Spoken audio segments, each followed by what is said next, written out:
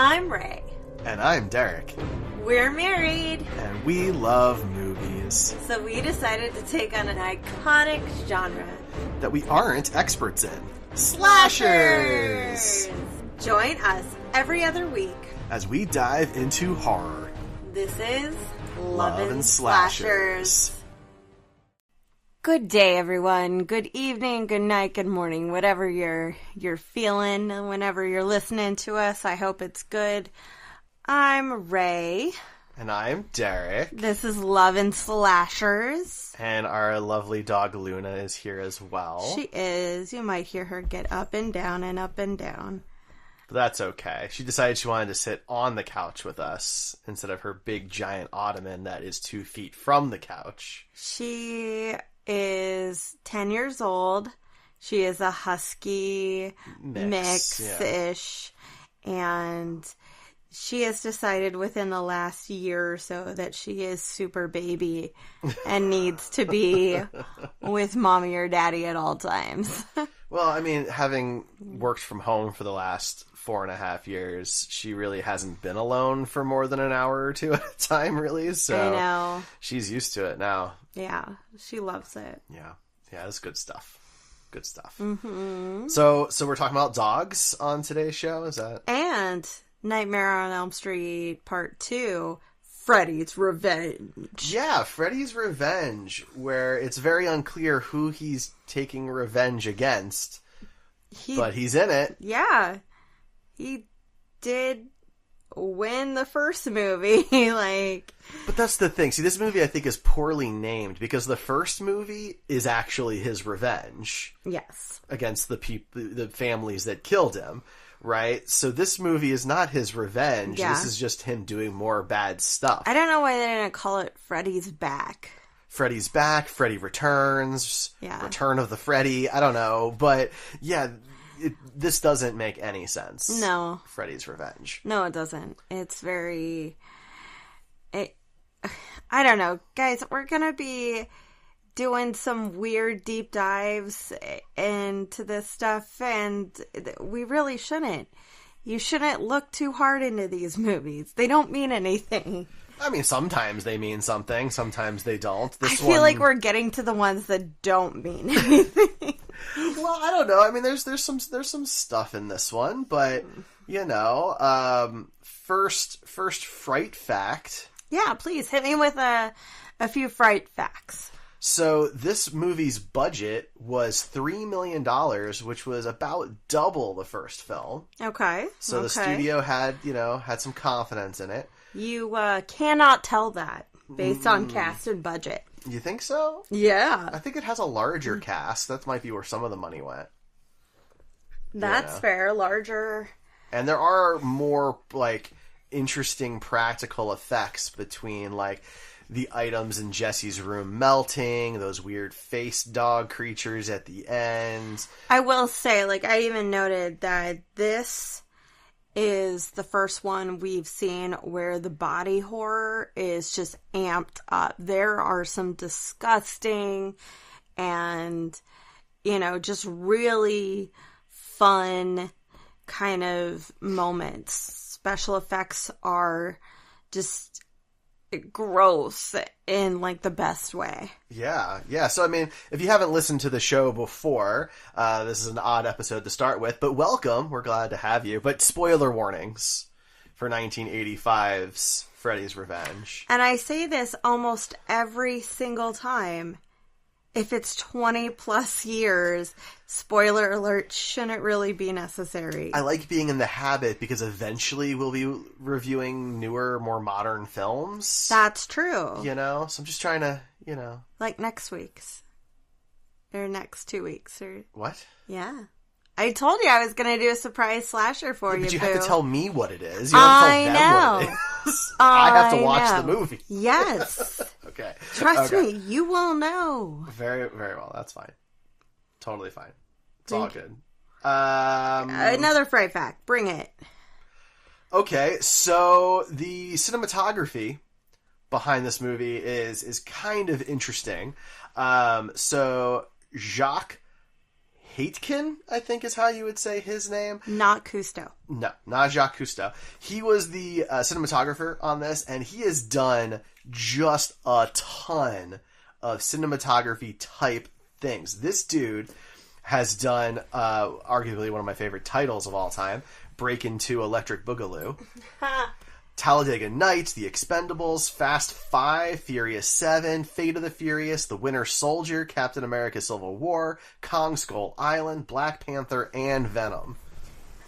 Those are some pretty wide-range, incredible movies. Right? You know, some are just, like, absolute silliness, but others are, like, top tier. Mm-hmm. And also working on this was Christopher Tufty, who worked on Critters. He came back for Nightmare 4, and he did 22 episodes of Buffy the Vampire Slayer. God, I love that show. I know, that's why I wanted to tell you. It's so problematic in retrospect, but it'll always hold a special place in my heart. Well, that's nice. Yeah. This was not written or directed by Wes Craven. No. This was directed by Jack Shoulder, and it was written by David Chaskin. It was actually his first writing credit, and Wes Craven was really unhappy with this movie across the board. Oh, do tell why. Well, very similar to what we got from both the Friday the 13th and Halloween franchises. The original creators didn't want a sequel. Now, since this movie came last in that timeline, this franchise came last in that timeline, I give them a little less... I would give Wes Craven a little bit less benefit of the doubt. Sure. Right? When John Carpenter did Halloween and he wasn't anticipating a sequel, I feel like that was fair. But by the time the first A Nightmare on Elm Street came out, we had already had multiple Halloween and Friday the 13th films. So I feel like Craven probably knew if it was successful, the studio would want more. Yeah. But he didn't. And he specifically took issue with the liberties on his creation, because they change Freddy quite a bit in this movie, particularly what his abilities are. Yeah. So another interesting Fright fact is this is the only film where Freddy kills all of his victims in the real waking world. That is true. He does. Mm-hmm. Nobody dies in their dream. They all die out in the real world, either by Jesse's hand or Freddy's own, depending on where you are in the movie. Sure. So there you go. There's some Fright facts. All right. So let's get down and dirty. Sure. Okay. So let's talk about some of these things. The level of casting, and it was not as great as the first one, in my opinion. None of the actors were really that impressive. No? Nobody stood out to you or anything like that? You don't think so? And Jesse, for me, is a very unlikable hero. How'd you feel about our main character, our final girl? Well, so it's interesting that you said that. I know, because Lisa kind of turns into it. Well, no, that's not where I'm going with it. That's an interesting take. But he actually, so this character is played by Mark Patton. And where is my note on that there? Here we go. Mark considers himself, quote, the first male scream queen. Oh, I like that. And he also, so he himself is an openly gay actor, and so he considered the character of Jesse to be closeted gay, and there are a lot of sexual undertones throughout this movie, and he kind of tried to play into that. That's very interesting. I did not pick up on that. I am not a gay man, so if that's how he chose to play it, good for him. I feel like you should have told me before now. This is a weird way to find out. We're married. I know. Anyway, yeah. And, you talk about casting, right? And how maybe the cast didn't live up to your expectations. It's kind of hard to follow. Everybody in the first movie just was a little bit better, more believable. And I do think the worst one was the little girl, Angie. She was in the background for a lot of, like... The sister? Yeah. Okay. She was in the background of a lot of scenes that were supposed to be scared, like the bird scene especially, and she's, like, smiling. Like, they did not do a great job casting her. Maybe she's being possessed by Freddy in those moments. Oh my god, yeah. Right? Because Freddy's nowhere to be seen. He's not controlling Jessie in those scenes. Maybe he's possessing her. Well... Okay, so let's move on to another family member. How fucking annoying is the dad? Oh, the dad's terrible. The dad is just the worst. Fix the damn air conditioner. Yeah, I mean, it's such, like, the stereotypical, like, incompetent dad role, right? Where... clearly things are broken, but he's not going to pay a professional to come and fix it, but he's also not capable of fixing it. Right. And just flies off the handle at the whole thing about, like, putting a cherry bomb in the bird. It just, like, we watched this twice for reasons, and I laughed both times. Yeah. He said that line. I'm like, is that supposed to be taken seriously? Yeah. When would somebody would have noticed this almost adult violating this bird with a firework? I mean, you would think so. It is just, it's hard. This movie is not as dark as the first film overall. It's got some really creepy moments, right? But I just don't know if I'm supposed to take all of it seriously. Right. Right? I agree with that. Yeah, obviously when Jesse gets taken over by Freddy in his buddy's room, is that Grady. Grady's room? Yeah, Ron right? Grady. And, you know, his arm and hand start splitting my apart God. so the glove can come out and everything. The knives coming out of the fingertips was so well done. Yeah. The eyeball in the mouth. So good, right? Like, I don't think Grady was scared enough, and that character played it pretty well in the moment. That's certainly fair. It's a really, really cool scene. Yeah. And fun fact, the eyeball you see inside of Jesse's mouth is the only time Freddy is ever portrayed by a woman. Interesting. I like it. Yeah. I thought I had her name written down. I apologize. Apparently I missed that, or it got deleted by accident. But anyway. Yeah, so I don't know what scenes to take seriously and what not to take seriously. Well, I want to go back to the fact that the dad is a total hypocrite. Again, we've seen, like, he's not going to fix the AC, and but he's also not going to hire somebody. He claims that his son is on drugs after he shows up naked at the house. That's fair. I agree. But hold on. The next day, when the mom is talking to him and wants him to see a professional psychiatrist, Dad's like, he just needs a kick in the pants. And then he's like, you know what he needs? A methadone clinic. First of all, it's methadone. Second of all, that's for heroin addicts who are recovering. Third, you just said he needed a kick in the pants. Just give him the kick in the pants then, Dad. He can do two things.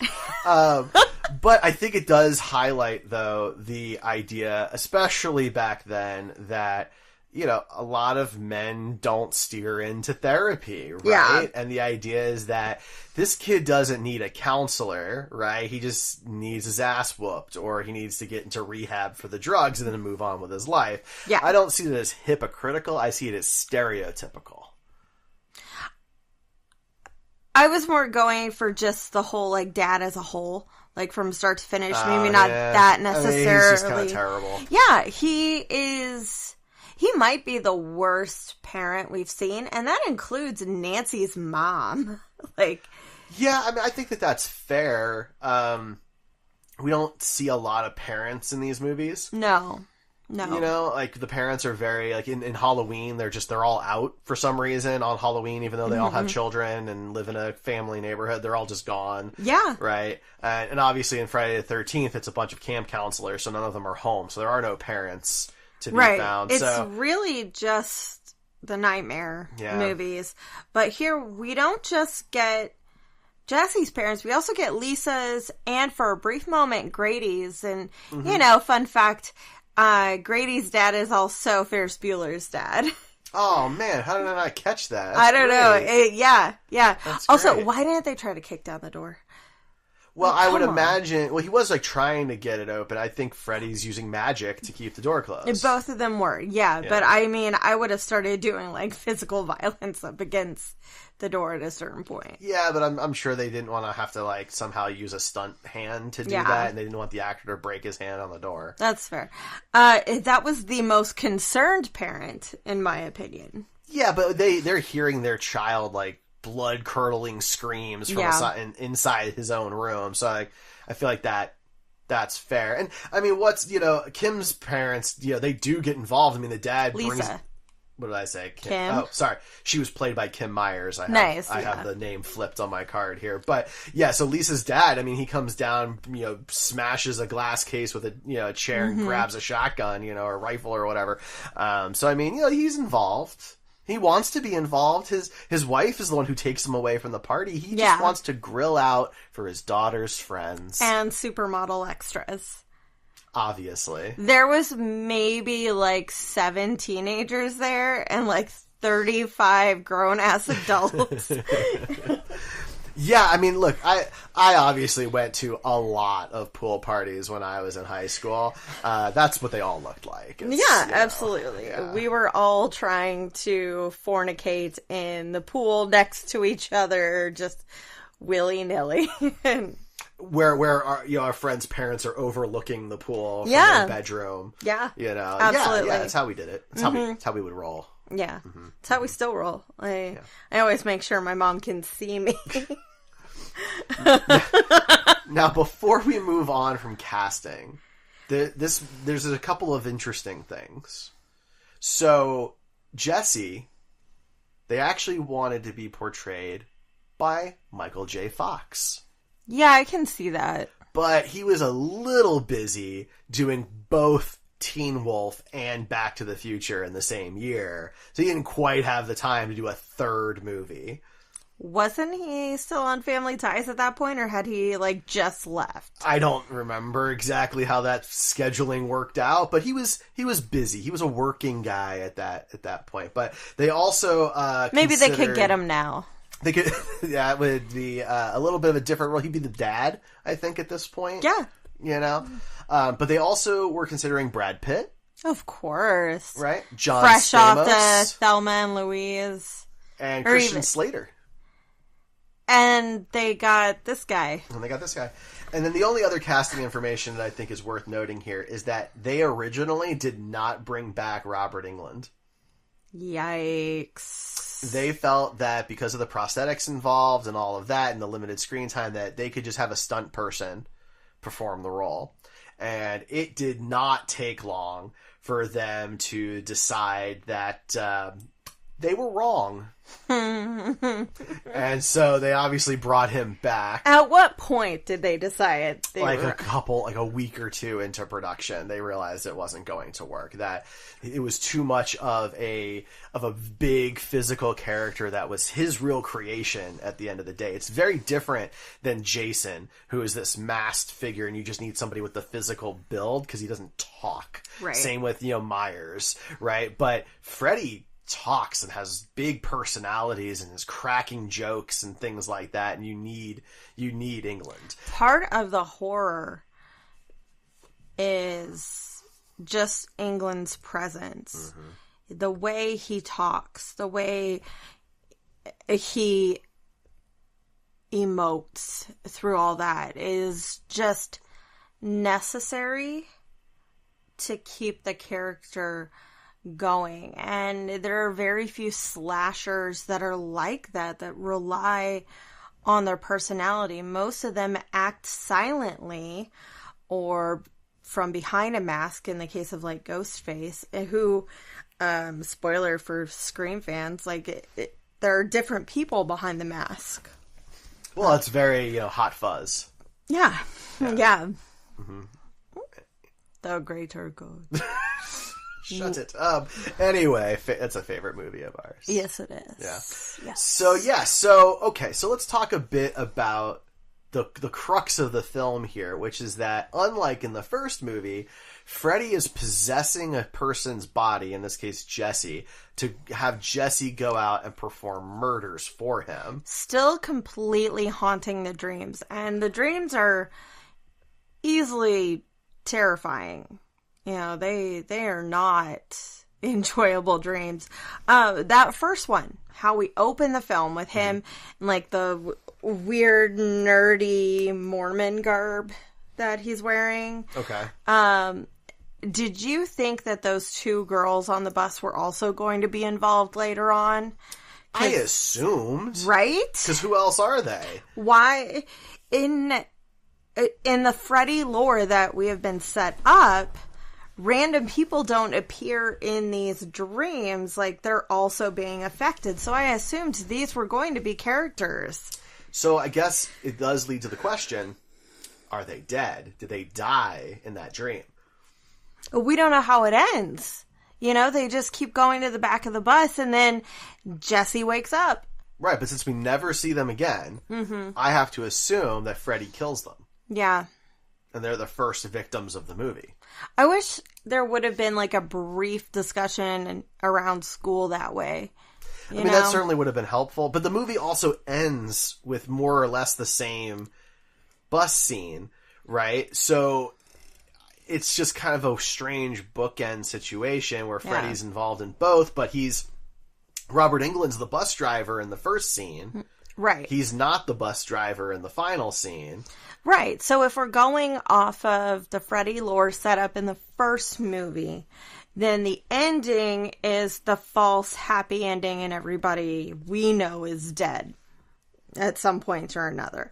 If we're going off of the lore set up by the first one, Jesse just needs to wake up and Carrie is probably not dead. Yeah. Confusing. Right? Yeah. I don't know. I'm not sure what the takeaway is supposed to be. Based on the cast for the next movie, which we have seen the thumbnail many times, and that one I'm very excited for. I love Dream Warriors, and it's starring Patricia Arquette and Lawrence Fishburne. Yeah. So, like, no carryovers. It doesn't look like, or at least not on the front. But, I mean, I don't know if our question's going to be answered in they talk many times. They find Nancy's diary in Jesse's bedroom, and they talk about how she lost her mind after she saw her boyfriend get murdered across the street, and that her mom killed herself like within a day or two of that. So in the living room, yeah. So that begs the question about the ending of the first movie. Right, about her getting sucked in through the window of the door, right, which still has the bars on it in this movie. Yeah, all the windows still have the bars. Because the dad's taking them off in the film. Right. Now, to be fair, what I've read is this is the last movie that really focuses on that house. Yeah. The rest just focus on the town. So yeah. I don't know that we're going to learn a whole lot more about that.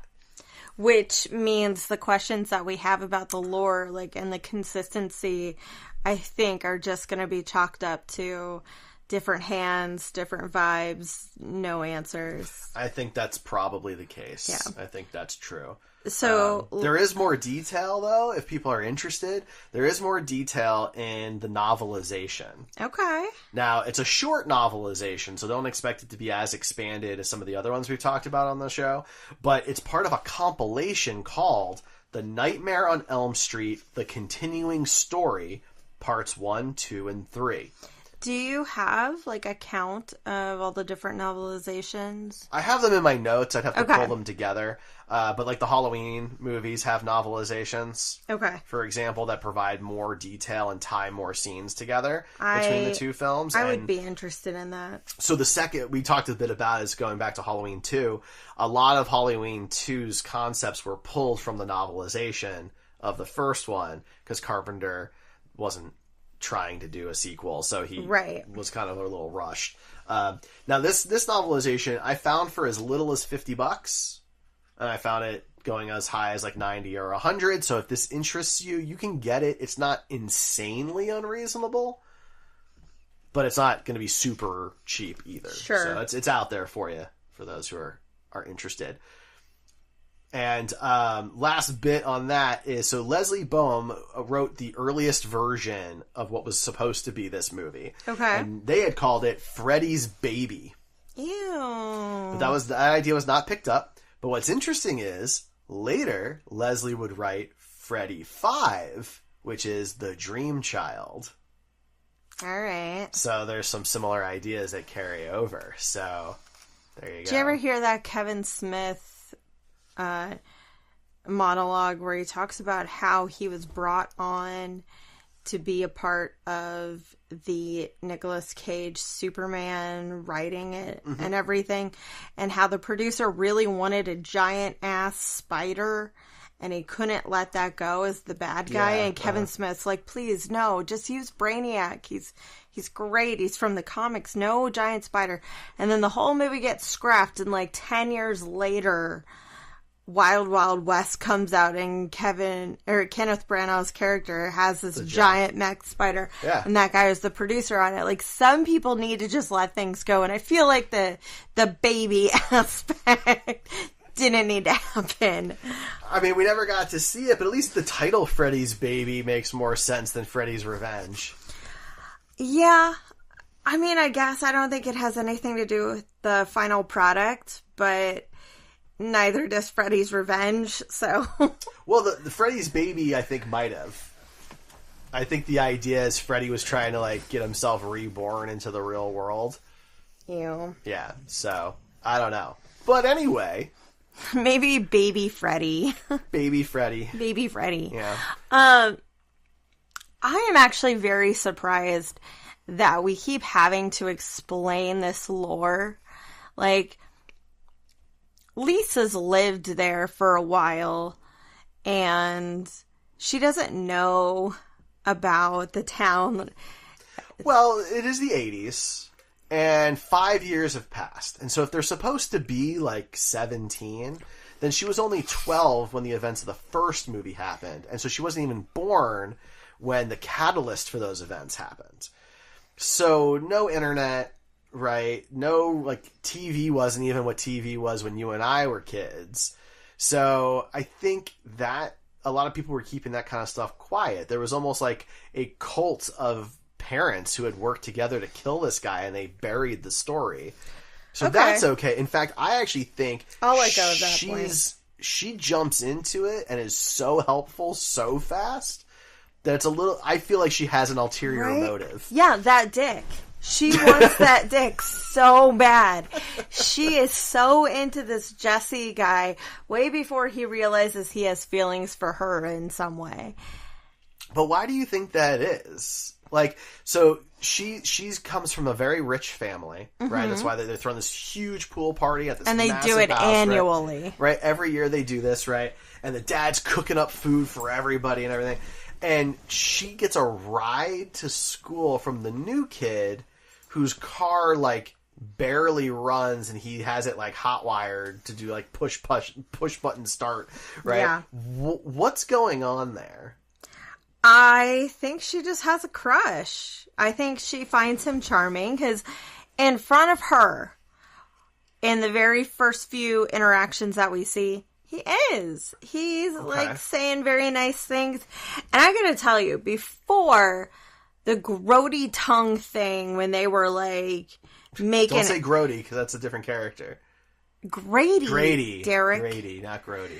Sorry, Gradies. He was doing some good stuff. Like, he bit open her shirt very gently. Like, that's some moves there. Dude knew what he was kind of doing. So, I get it. I understand why lesser Meryl Streep would be into him. I am convinced she is like a cousin or something. Supposedly, part of why she was cast is because she looked so much like Meryl Streep. Yeah, she does. She, like, you take a picture of her and put it up against one of Meryl's kids, and yeah. Okay, so Lisa gets totally into this, right? She's reading the diary, she's doing research, she takes him out to the big power plant. The boiler room, Right? She clearly believes in some type of ESP, Sixth Sense type stuff. Well, I mean, they're not saying it, but she believes that the house is haunted, that Jesse is connected to it all simply because he's in Nancy's room. Mm-hmm. Do you think that is her interest? Is that she has an obsession with, like, you know, the supernatural? Or do you think she's just into him? I think she's just into him. But I think she's also not ruling anything out. But at the beginning of the movie, in the baseball scene, her friend makes a comment, you know, about it, and she goes, "No, he's just the boy who drives me to school." Like, why wouldn't she be honest to her friend? Her friend is also the really weird trope of the ultra horny, like the cabin in the woods, the whore trope. Like, she's just incredibly, like, she wants to know about Lisa's sex life all the time. They probably asked her quite a bit, and Lisa was just like, "Man, like, come on, just going to school." Let's talk about Coach Schneider. That was so problematic from start to finish, and you cannot tell me that this poor man wasn't punished for sex. You think that's what happened? I am not sure if that was the goal, that was the meaning behind it, but he doesn't just, like, he gets killed in his S&M outfit, and he is killed in a way that's very dominatrix used. There are whips, and then he has been flailed, and then it, like, nails down the back, kills him. And I feel like it was in a very sexual position, very S&M situation, and, you know, he's Freddy / Jesse's first known victim in this movie. And in this movie, because of just how much he rags on Jesse. And yeah, he's a shitty coach, but we don't know if that makes him a shitty person. And he dies in such a sexually charged way. I just feel like the character was overly punished for his bad coaching. That's interesting. I mean, I think that's fair. That scene does beg the question of, why does Freddy need Jesse's body at all? Right? He does so much using, like, some type of telekinesis ability. Yeah. Right? That if he could just get his hands on a couple of kitchen knives, like, what does he need Jesse for? Absolutely. Like, that scene involves so many flying apparatus towards his head that he just had to have one of those weights make contact. Right? Yeah. That was it. And he's clearly strong enough because he drags the coach, right? And then lifts him up. And so, like, being able to do that should have been easy. So, I don't know. It feels a little like an extra step. Right. That ends up biting Freddy in the ass, right? Because of the connection between Jesse and Lisa. It's also we've talked about this before, like the extra punishment kind of kills. Yeah, but I think he still could have done all of that without needing Jesse's body. Yeah, I think so too. Is the thing. Like, I think, like, using Jesse's body creates the only weakness he has. So I just don't understand the why, other than, like, they just needed a way to stop him. Yeah, because they didn't explain it. They easily could have been or said stuff like, "Oh, he can't fully manifest without Jesse because of the way Nancy handled things," or just any sort of throwaway line to give just a little bit more exposition would have been a bit better for all the kills, to be completely honest. Yeah, there's not much exposition in this movie other than recapping the first movie. Yeah. That's really the only exposition we get, because they have to explain to everybody who Freddy is. And I don't know how many people went to go see this without seeing the first movie, but it was the 80s, so it was harder to watch movies, right? You know, like, you couldn't just, like, catch it on your streaming service or anything like that. So, I don't know. I think it's weird. I think they had to create the possession bit just to give him a weakness. I agree. And, I mean, Jesse is obviously his biggest victim from start to finish. Because, like, Jesse, it feels like, is the only one that's really, really tortured. And, I don't know, in the first one, it was pretty clear that, you know, maybe not Glenn, but the other 3 teenagers were messed with, you know. Nancy's friend, I'm going to look back at my notes because her name is... The one who gets, like, dragged up on the ceiling and everything? Yeah. But none of them are messed with. Tina. Not for any length of time, though. No. Tina is... She sees Freddy for a while. Like, quite a few times. Does she? We only know about one. We see him chasing her in her dreams. But she said that she has seen him multiple times. Right, but I mean, I guess I mean, like, what happens with Jesse, I think, is far more extreme than anybody else. Either, like, including Nancy. Well, and Nancy prolongs it, right, by keeping herself awake and going in to fight him and stuff like that. So she turns the tide, you know, whereas Jesse plays victim the entire time. Yeah. He never fights back, not once. No, he says he doesn't know how, that he can't, and that things are just happening. Which does kind of go against the Scream Queen trope, because you're supposed to, at some point, turn around and swing back. Which is why I think Lisa is the final girl. She fights him off in her house, and she fights him off in the boiler room later. She's fighting for Jesse, too. Right. She's not fighting for herself. That's interesting. That's an interesting way to look. I think that makes more sense. He is absolutely a damsel, and she is the knight in shining armor trope. Sure. Yeah. I just think that her being the scream queen in the movie probably is the correct answer, right? Because I think you have to have that moment where you turn and fight back. You can't just run. Yeah. You know? I found one scene with her so relatable that I was actually, like, really shocked that we haven't seen it very much before or since. But in her kitchen, she's trapped. Everybody is trapped. And Freddy goes to jump out the window. So all the doors and windows unlock. Her parents come down and she's just, like, crying on the floor. And, like, when she sees her mom, she's just like, mommy. Like, just that base childlike instinct to reach out for your caregiver was just very relatable to me. And we don't usually see any of that because it's not provided. Yeah, I think this movie was in a special place to be able to do that for 2 reasons. One, they're actually teenagers, right? The characters are supposed to be teenagers, right? Which is not shown as much in, say, Friday the 13th movies, right? Where they're not around parental figures. Right.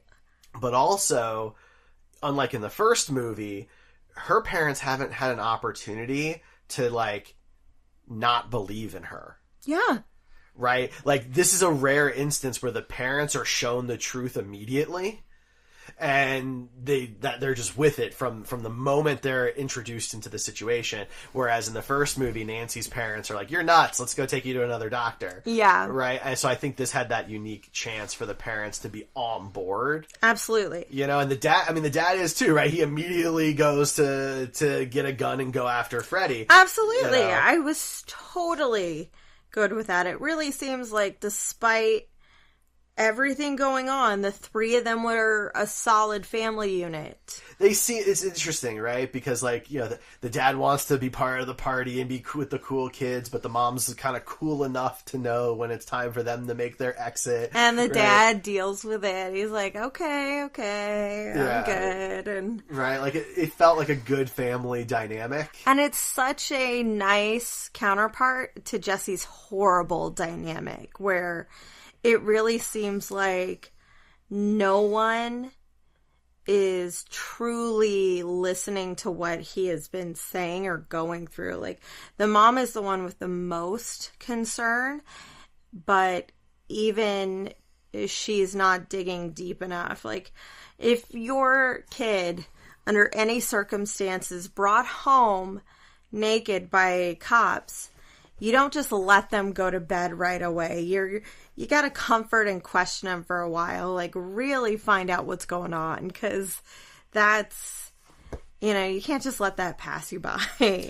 No, I mean, that's certainly true. You know, I just feel like she maybe feels at a loss because the dad's such a jerk. And, you know, she does have another child. I'm sure she has other things going on in their life. And it is easy for a parent to miss some signs here and there. So, well, they can't just like leave the house in the middle of the night with the daughter sleeping. Yeah, you know, exactly. That's fair. Yeah. So Schneider's a dick. Grady has an entire scene where he talks with food in his mouth. Way too much food in his mouth. My God. He also has 3 cartons of milk on his tray, which I thought was an interesting choice. Yeah, that was a very interesting choice from the actor's perspective, but... Well, I don't know whose choice it was. Maybe the director was like, try it again, but like with food in your mouth. I don't know. As much as you can cram in there. Grady's a very interesting character, because he seems like the bully. Like, he's going to be the antagonist. He's going to be the first victim because he's messing with our main character. And he's not. Like, at some point, he maybe during the repeat push-up scene, like, they're just friends now. And I think it happened during the first set of push-ups. Yeah. Right? When Jesse's like, what's your problem with me, man? And Grady's like, nothing, just passing time. You know, like, I think at that moment is where they're like, oh, okay. Like, but then, like, the next day, Jesse falls asleep in class, and just fucking with someone him, puts a snake on him. But we don't know who does it. No. It's implied that it's probably Grady, but Grady would have had to have gotten up, crossed the entire room, got the snake, right, put it on Jesse, sat back down without the teacher noticing any of this, right, which leads me to believe that, like, maybe Freddy was involved. A little bit, and moved the snake, because I just don't know who did it and how that makes sense otherwise. I do absolutely love that they show it as an enormous python, or constrictor. I'm not very good with identifying snakes. I think we were supposed to think it's a boa constrictor because of the way it's going around Jesse's neck. I thought reticulated pythons also do that. I don't know. Oh, whatever. Anyway, they're going around, and it's down on its legs, and it's supposed to be like one of the huge ones that can get up to, 15, 20 feet kind of thing. And then when the teacher pulls him off, it's like this, 3 feet long little guy. And that was a fun kind of scene. That's why I think Freddy's involved. Yeah, I'm with you on that. That's a good analysis. So then I think, like, again, Grady's not like, I don't think Grady actually did it, right? So I think they're just kind of like messing with each other from this point forward, for whatever reason. And it's never explained why Grady and Jesse don't have any other friends. Like, Grady is a good-looking guy. He's an athletic guy. He clearly acts like he's one of the cool kids, but has apparently no friends of his own. And all of a sudden, they're just only sitting by each other. Just the two of them. Yeah, their friendship is so weird. But Grady turns out to be, like, this really great friend. Not a great person. Because one of my what the fuck moments was... Why I threw my grandma down the stairs. Like, I don't think it's true. he's grounded, but I think he's probably grounded for like a lame reason, right? And he doesn't want to explain it to anybody, and so he tells this girl who he's not friends with. Yeah. Right. This is Lisa's friend, and Carrie. she's only right. Okay. Yeah. Right, but she's Lisa's friend, so she's only there because Lisa wants to talk to Jesse. Yeah. Right, and he's just like, I'm going to say something that's like ridiculous. Well, I like that explanation too. It seems like you've really got a good handle on Grady. Well, I have watched the movie twice now, and Yeah. I really feel like I know the characters, But you see Grady's room. Like, Grady clearly has a style to him, and he thinks he's a cool guy. Yeah. But he has no other friends at all, is a very odd piece of that story. I agree. It makes sense for Jesse to only have a couple friends because he's new to town. He's only been there like a week or so. He still has all these boxes in his room and everything, but Grady, on the other hand, he's the only one who knows how crazy Elm Street is. Well, and Lisa only has one friend. Like, it's a really weird, like, there's a bunch of characters in this movie, but hardly any of them have lines or screen time. So it's really just 4 people that are the high schoolers, and then some of their family. Yeah. It's really all that it is. Because even when you get to the pool party, like, only a couple of the other people have lines at all. You've got the guy who takes over for the cooking, who puts out the fire, and somebody yells, our savior. And you got the guy who was cast as do-gooder. Yeah. Yeah. That's who I'm talking about. No. Oh, no, the guy who tries to talk Freddy down. Yeah. It's like, no one's here to hurt you, man. I'm here to help you. Like, all right, Just dude. tell us what you want. Like, all right. Freddy looks as confused as I was. I know.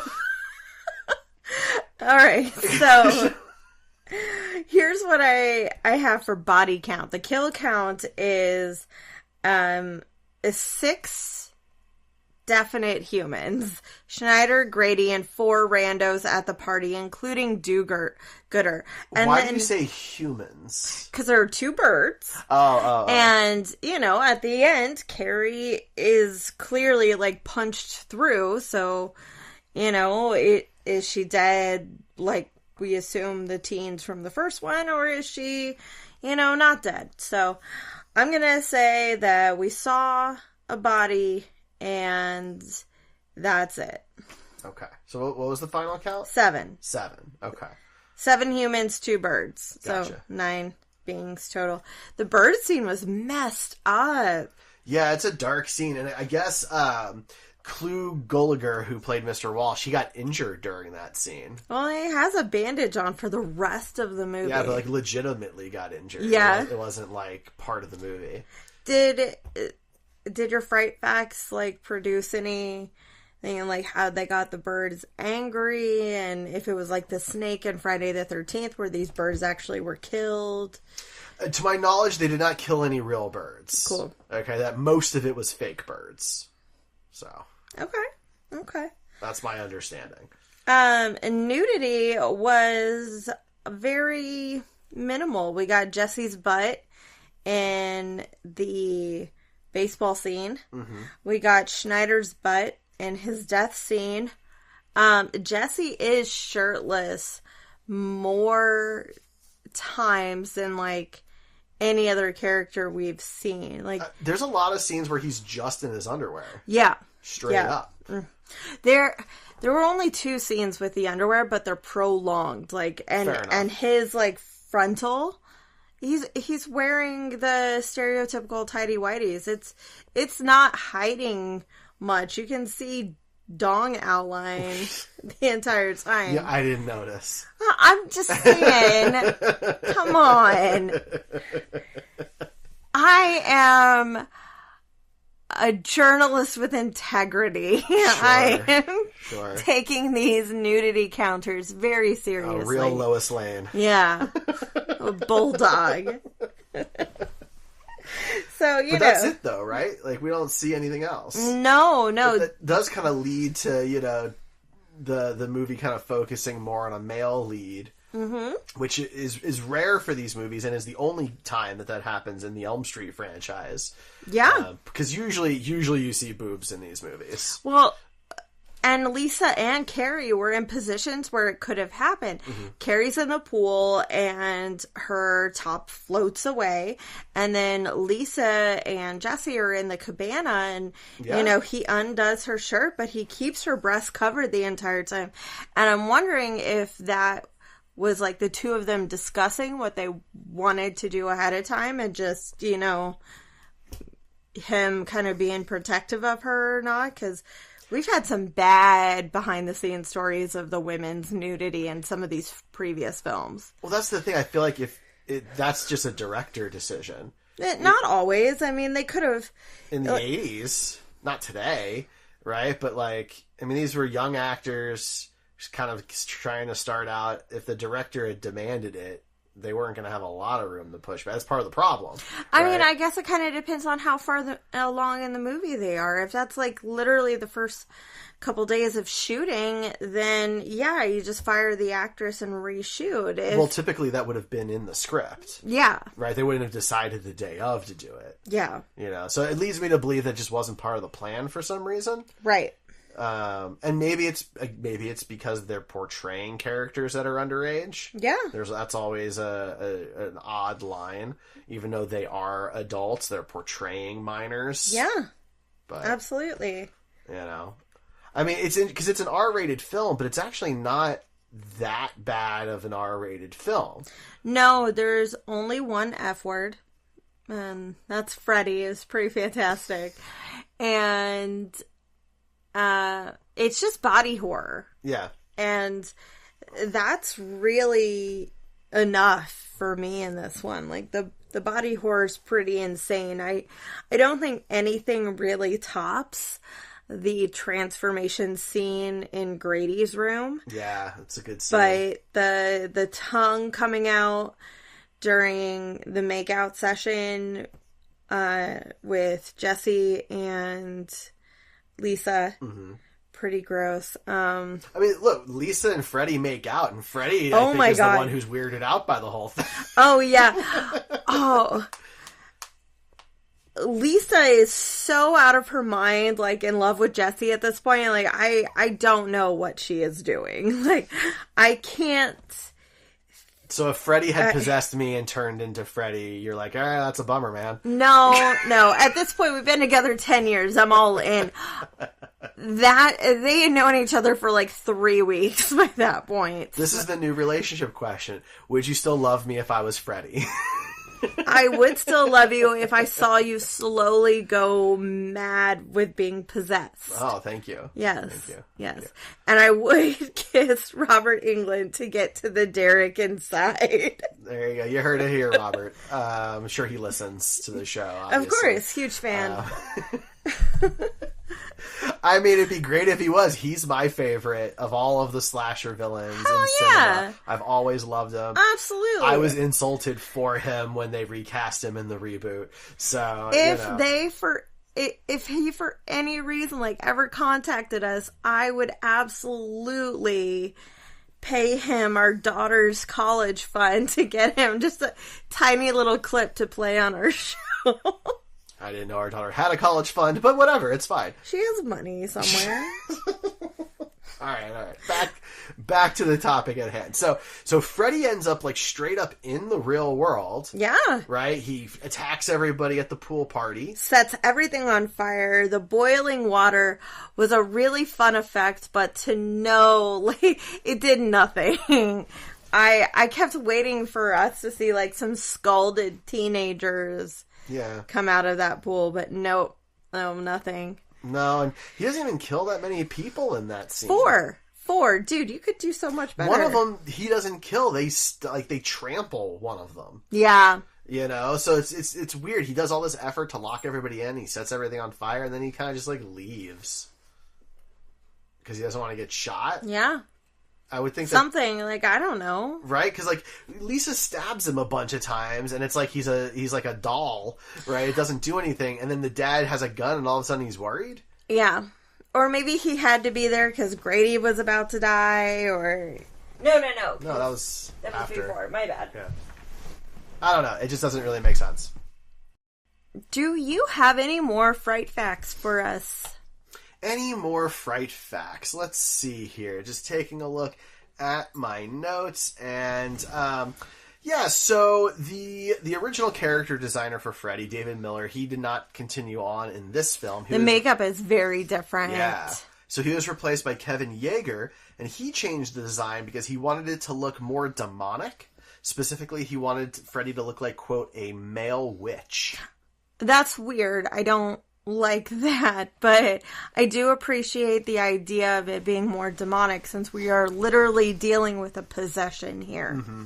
So, and it's supposed to look more realistic from like a burn victim perspective and stuff like that. And so he definitely looks different. He doesn't have the glove all the time. He doesn't. It's found quite often with Jesse. But like, what I mean by that is there are certain scenes where Freddy's hand has the knives, but it's not a glove. Oh. It's like a creature hand. Ew. Kind of thing. Okay. Okay. So that was kind of interesting. Because I had only really ever remembered the glove. Yeah. Right? And then this is the only film in the series that does not use the original theme song that was written by Charles Bernstein or a variation of it. Okay. So this movie very much sits on its own. It breaks a lot of the rules that Wes Craven put down. Doesn't include the original theme song from the movie.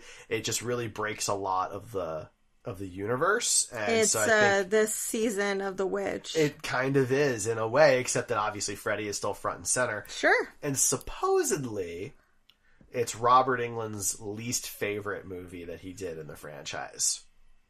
Well, I'm sure it's going to be mine too. You think so? I think so. I mean, there's 5 more to go. I know. I know.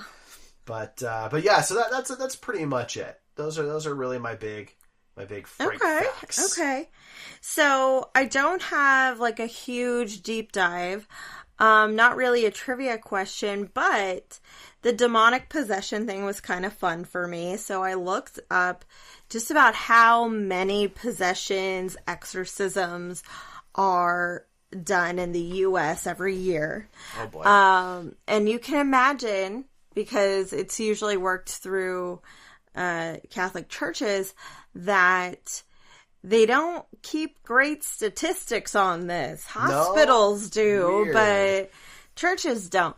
However, there are, since 2022, 175 registered Catholic priests as exorcists. Okay. So, if you need one, there's probably, on average, at least 2 or 3 in your state. Great. Fantastic. I feel a lot better. Good, you should. Yeah. What else you got?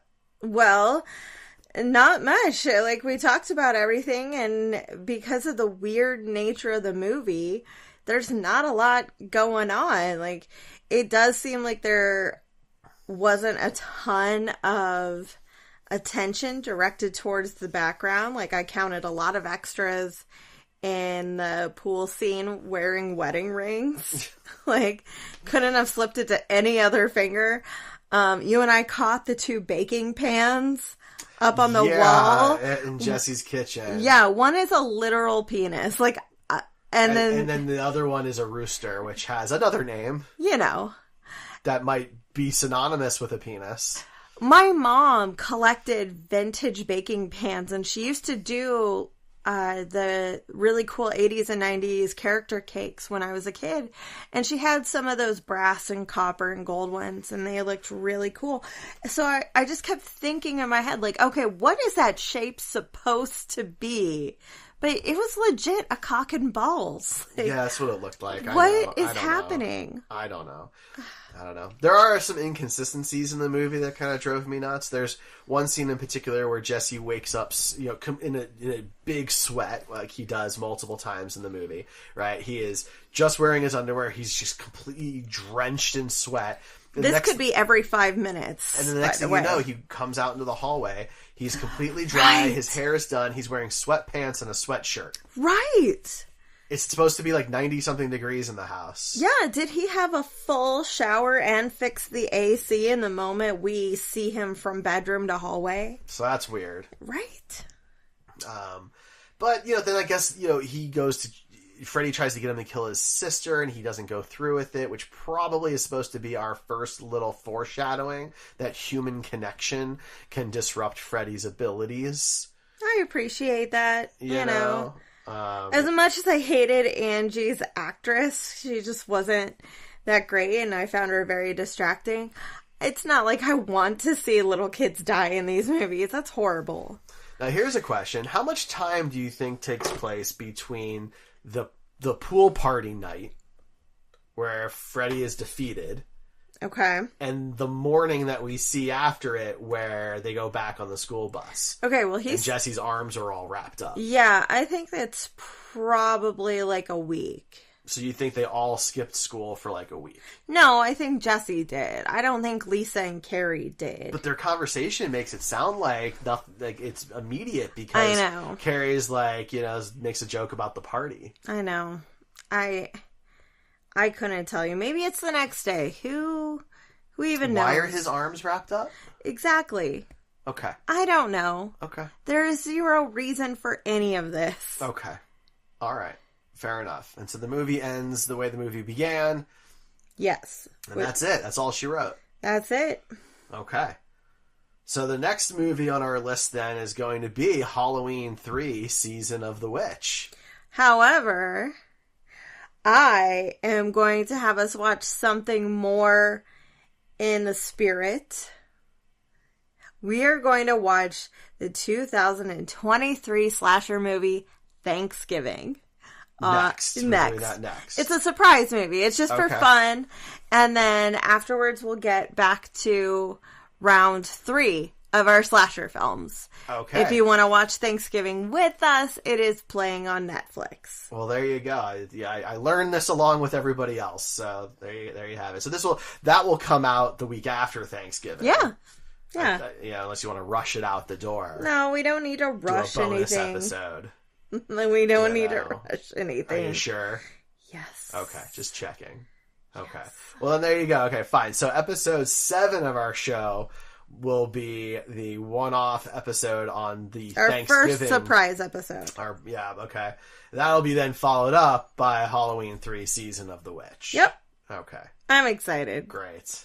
Why are you so sad? You're just throwing me wrenches live on the show. I have told you multiple times that's what I was going to do. I don't expect you to do the episode right now. I'm just saying. Jesus. I have prepared you for this. Shh. All right. Close us out of here. All right, guys. We'll catch you next time. Spooky nights. I'm still trying to find my end tag. I'm sorry. All right. Well, okay. In the spirit of our next episode, what is your favorite Thanksgiving dish? Could be a main course, side dish, dessert, doesn't matter. The turkey. The turkey is your favorite thing. I cook a damn good turkey. That's not denying that, but that's your number one favorite part of the meal. Yes. Fascinating. A close second is the mashed potatoes. Okay. And a very close third is the gravy. And if I could have all 3 of those together every day, I'd probably be very happy. It's interesting that it's the 3 things you're making. It's interesting. Well, nobody does it better.